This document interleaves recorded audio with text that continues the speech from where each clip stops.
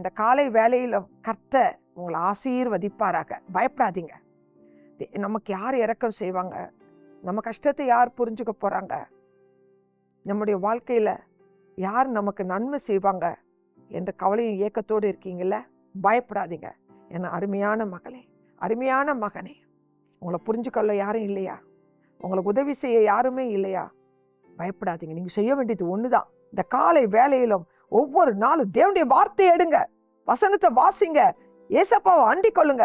அவரிடத்துல இருந்தா உங்களுக்கு இரக்கம் கிடைக்கும், தயவு கிடைக்கும், அற்புதம் நடக்கும். இயேசுவின் நாமத்தினால உங்களுக்கு தான் இன்னைக்கு தேவனுடைய வார்த்தை என்ன தெரியுமா?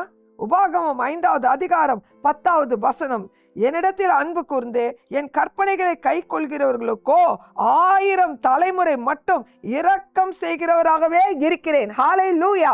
கர்த்தர் உங்களுக்கு இரக்கம் செய்வார். அவரையே சார்ந்து கொள்ளுங்க, அவரிலே அன்பு கூறுங்க.